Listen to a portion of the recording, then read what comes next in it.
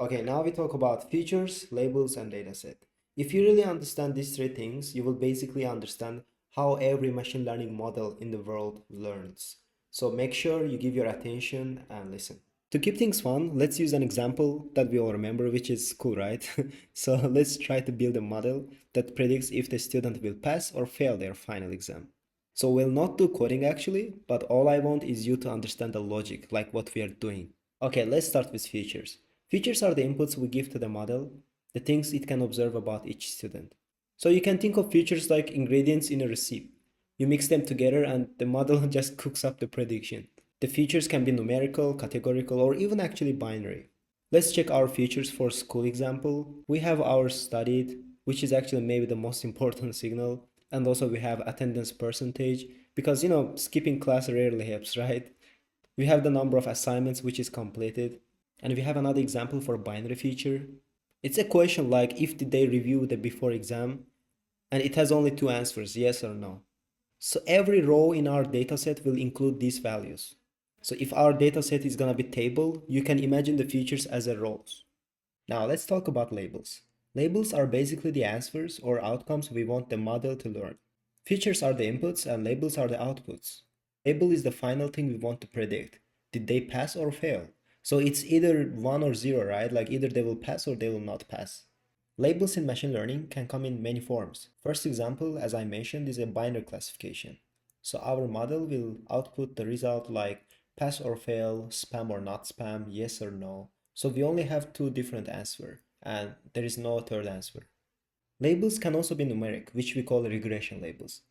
For example, if you want to predict students' exact score out of 100, then it's not classifying anymore. That's predicting a number.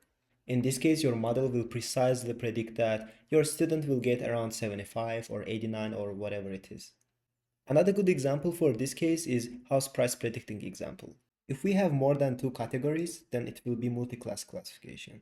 So let's say we want to classify our student as a great, good, average, bad, worse, or like their grades like A, B, C, D. So it's gonna be multi-class because we'll have more than two output, right? We'll have more possible values for the label. If a single example can have multiple labels at the same time, we call it multi-label classification.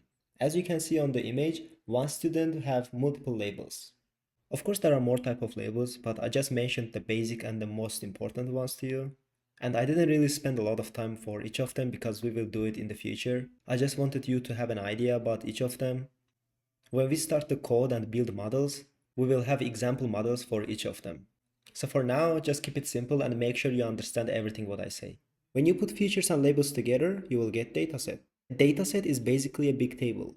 In this sample, you can see the small table I put here, but in real model, it looks like hundreds of thousands of rows like this. Each row represents one student. This is one student, this is one other student, this is another student, and so on. And each column is a feature except the last one because last one is a label.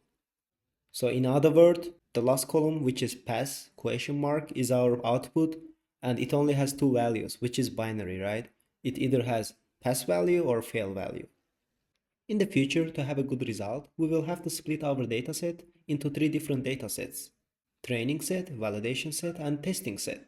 Model will use training set to learn the patterns, and it will use validation dataset to tune itself, and finally the testing dataset to evaluate the accuracy, to see how good the result is. You can think of it like this. Let's say you're gonna have a physics exam, so you will have to learn the material first, right? So it is your training set. You will read some book and you will try to learn. Then you will test yourself, which is validation set. Don't confuse, I don't mean the testing set, I mean validation set. So you will validate yourself, you will ask yourself questions, and you will see if you can answer those questions or not.